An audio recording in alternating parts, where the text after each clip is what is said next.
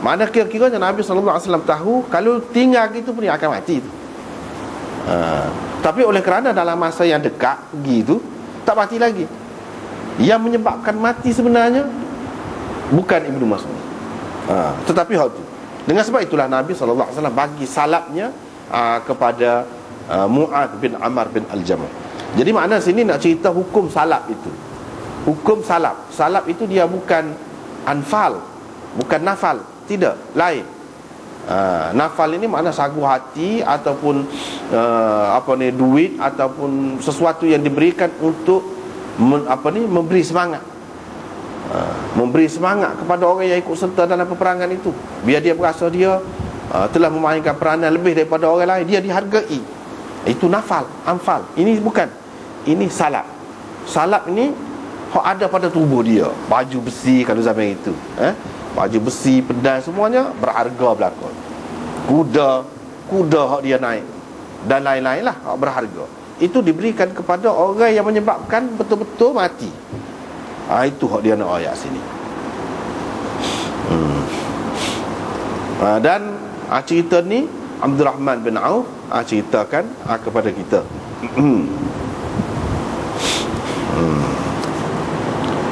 Kemudian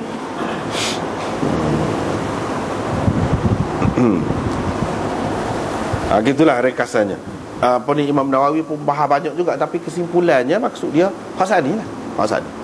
Iaitu yang diberikan salab itu iaitu orang yang menyebabkan ithkhan. Dia kata ithkhan itu matilah, menyebabkan bunuh mati.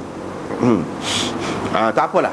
Kemudian di hujung tu, kalau dalam syarah Imam Nawawi ni, di hujung ayyuhuma qatalahu tu, di hujung dia tu, Imam Nawawi biasalah dia buat mari beberapa pengajaran yang boleh kita ambil, yang didapati dalam hadis ini. Kata dia, wa fi hadzal hadis minal fawaid. Dalam hadis ni ada banyak pengajarannya.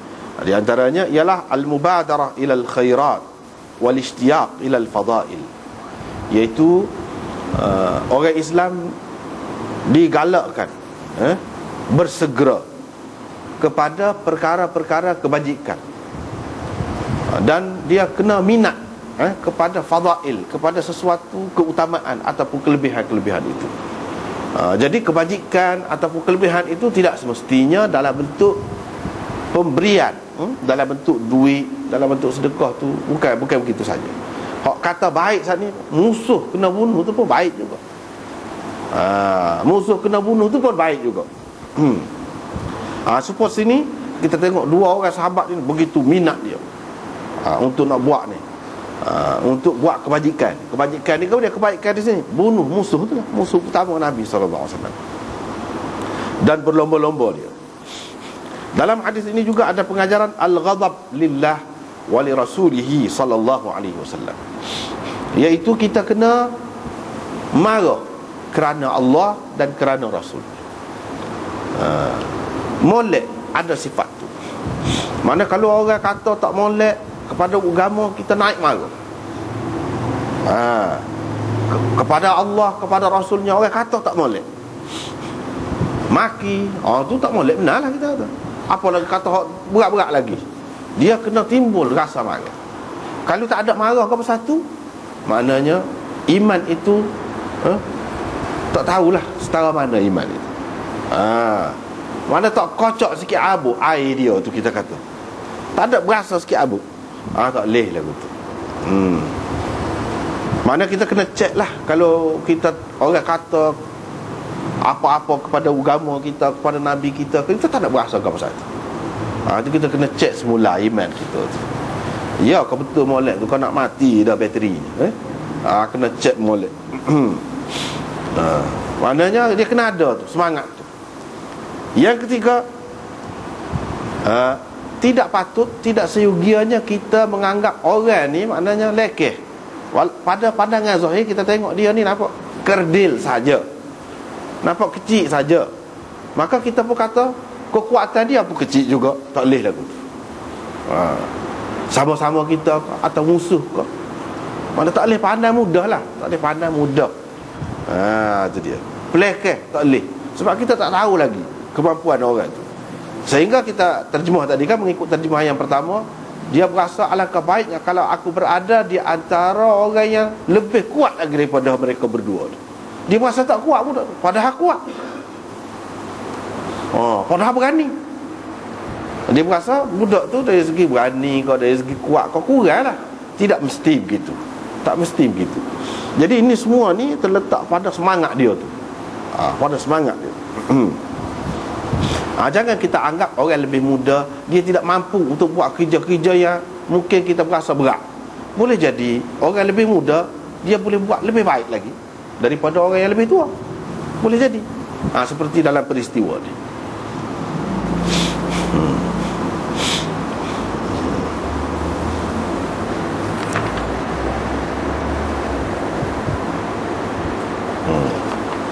Lepas tu tak apalah. Kemudian dengan sanadnya Imam Muslim meriwayatkan daripada Auf bin Malik. Beliau berkata, ada seorang lelaki daripada Himyar. Dia telah membunuh seorang musuh. Fa'arada salabahu. Jadi dia bunuh musuh ni, dia naklah salabnya, ambil ke dia lah. Khalid bin Walid sebagai ketua pasukan perang tu tak sebui. Orang tu pun pergi berjumpa dengan Rasulullah. Auf bin Malik Auf bin Malik pergi berjumpa dengan Rasulullah. Pada tu dia pun royak kepada Nabi. Nabi SAW pun tanya Khalid, apa yang menegahmu, yang menghalangmu daripada memberikan kepadanya salabnya? Kenapa tak beri salab tu ke dia? Khalid bin Walid kata, aku berasa banyak Maha yang ada pada dia tu tidak seperti biasa. Maha. Jadi saya berasa tidak lebih baik kalau dia seorang dapat. Lebih baik mana kalau bagi kepada orang lain. Kata ni sebab ni salab dia ni bukan biasa harganya. Skala-skala tidak lagu tu. Jadi dia fikir mengikut fikiran dia. Jadi saya berasa banyak, jadi orang lain tengok saja gitu, tak boleh sikit pun. Dia berasa alangkah baiknya kalau bagi dengan cara lain. Wahai Rasulullah, dia kata, Nabi SAW pun kata, beri ke dia. Khalid pun dah, Rasulullah suruh beri lah. Bila begitu, Khalid pun lalu dekat Auf. Bila selesai cerita tadi, dia pun lalu dekat Auf, ada situlah dekat-dekat tu.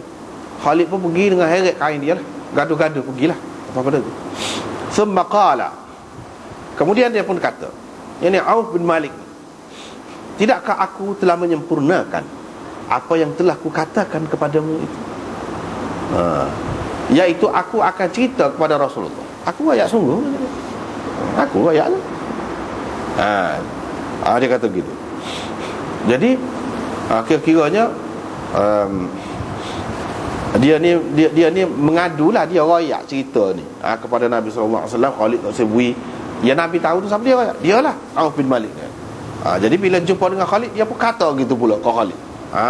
Jadi sedih kalah Khalidnya. Jadi sedangkan maksud dianya molek. Tiba-tiba apa yang dikatakan oleh Auf itu didengari oleh Rasulullah sallallahu alaihi wasallam. Rasulullah dengar. Fastughdiba, naik marah dia. Tak dimolek dah, tak apa dah. Dia suruh Khalid bui lah, tak apalah, selesai. Tapi bila ada orang bawahan ni kata begitu kepada ketua saat ni, Nabi sallallahu alaihi wasallam tak kena. Tak kena. Dia pun kata pula lepas pada, tasabui Khalid, tasabui. Tasabui Khalid, kata dia, tasabui. Jadi maknanya boleh jadi tak bui lagi. Mana tasabui lah, tapi kira-kira akan bui lah. Ataupun bui dah, mana ambil semula tasabui. Mana gitu. Jadi Nabi marah kepada Auf bin Malik dan siapa-siapa sajalah pengajaran dia nya situlah. Nabi pun kata, tak bolehkah kamu meninggalkan kepadaku ketua-ketua yang aku lantik itu? Tak boleh. Serahkan aku je. Hak tak molek dia tu royak lah. Hak tak molek dia. Tapi tak usah duk perli-perli pula, mana duk kata-kata pula gitu. Wayak tak kena berasa, tak kena mana, wayak aku. Biar aku betul waktu. Kamu tak usah duk kata-kata gitu, tak usah. Tak boleh biar aku kau. Maknanya kalau biar aku akan elok gitu ke? Gitu kau kamu ingat? Mana seseolahnya. Tidak, sepatutnya kamu kena ingat bila wayak kepada Nabi SAW akan bertindak dengan tindakan yang sepatutnya, apa yang patut dia akan buat. Tak payahlah payah belerek-lerek gitu sampai lebih-lebih pula. Jangan ingat aku ni maknanya segala ketua hak buat ni hak salah, aku pejam mata. Tidak gitu. Maknanya Nabi SAW nak suruh orang bawah ni jangan sibuk sangat, biar orang atas selesaikan. Begitu. Sebenarnya perbandingan kamu dengan ketua-ketua ni serupa dengan satu orang yang diminta dia menggembala ataupun menjaga unta ataupun kambing. Dia pun jaga tengok masa minum, masa bawa pergi kolam minum air, wagi, dan begitulah seterusnya. Sehingga apabila unta ataupun kambing dan sebagainya masuk ke dalam kolam itu, dia pun minum hak jenis air hak jenis, dan dia tinggalkan hak keruh. Jadi hak jenis tu untuk kamu, hak keruh tu untuk mereka. Maknanya gitu. Jadi maknanya seperti kata saat ni kan, unta tu pergi masuk dalam air, dalam kolam tu. Bila unta masuk ataupun kambing ataupun lembu dan sebagainya, jadi keruh lah air tu. Minum. Pada masa mula-mula tu jernih lagi, lama-lama kau keruh. Jadi halik belakang tu tak boleh kepada penjaga saat ni kepada dia, hak keruh sajalah. Jadi dia nak ayatnya sini. Begitu juga dengan pemimpin ini. Kadang-kadang kamu nampak dia istimewa, lebih dia lebih, sebenarnya tidak, sakit kepala. Jadi ketua. Jadi ketua tu sakit kepala. Terutamanya hak Islam ni lah, cara Islam. Kalau hak tidak cara Islam, dia boleh hak tu ya jadi suka benar tu, jadi pemimpin tu. Sebab dia boleh dulu. Hak ni kalau cara Islam ni, hak Nabi SAW nanti ni tidak gitu. Jadi ketua-ketua ni boleh hak ujung-ujung. Hak orang lain tak say baru boleh ke dia. Kalau dia tak kena, orang kritik, orang gitu begini, hak tak sedap je dia lah yang terima. Kalau dia berjaya, maju ke apa, kemajuan, hasil kemajuan ni dirasai oleh rakyat ramai, dia tu tak ada oleh mana. Tapi kalau dia gagal, orang kutuk dia. Tu maknanya boleh hak keruh tu ke dia, hak jenis boleh kamu. Tak ada sama dia kata kita, kalau kita tidak jadi pemimpin. Jadi kalau negeri kita misalnya maju gitu, kita dapat kelebihannya, kita dapat keistimewaannya, kita dapat. Tapi kalau gapo-gapo, orang tak kutuk kita. Kalau gapo-gapo lah, barang naik dan sebagainya, orang tak kutuk. Pemimpin hak kena. Itu maknanya. Jadi dari satu segi nyaya juga pemimpin. Jadi kamu kena bertimbang rasa lah. Itu maksud Nabi SAW. Kamu kena bertimbang rasa.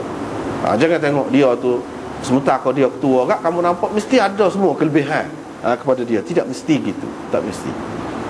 Bahkan orang yang Nabi SAW nanti didik ni, dia tidak begitu. Dia ni semua penggembala unta saat ni lah. Boleh hak keruh, hak kemudian. Bukan boleh hak jernih. Hak jernih tu boleh kamu. Gitu kata.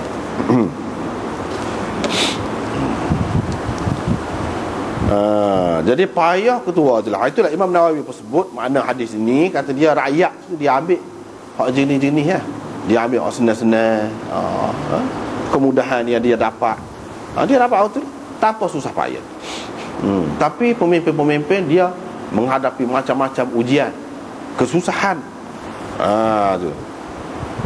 Macam-macam lah. Kena jaga harta benda lagi, mengikut cara yang betul. Kena belanjakan pada tempat saluran yang betul. Kena jaga rakyat lagi. Kena simpati lagi kepada mereka. Kena bela lagi, pertahankan mereka, jaga mereka. Berlaku adil di antara mereka. Banyak perkara hak kena. Lepas tu kalau ada hak tak kena, naik atas kepala dia. Orang ramai tidak. Itu Nabi SAW nak ajar kita bagaimana dengan pemimpin. Dia kena ada timbang rasa, ada kesia belah juga. Sekiranya kita tahu memang dia tu betul, janganlah pula kita sakiti dia dengan kata-kata kita ataupun lain-lain. Jangan gitu. hmm.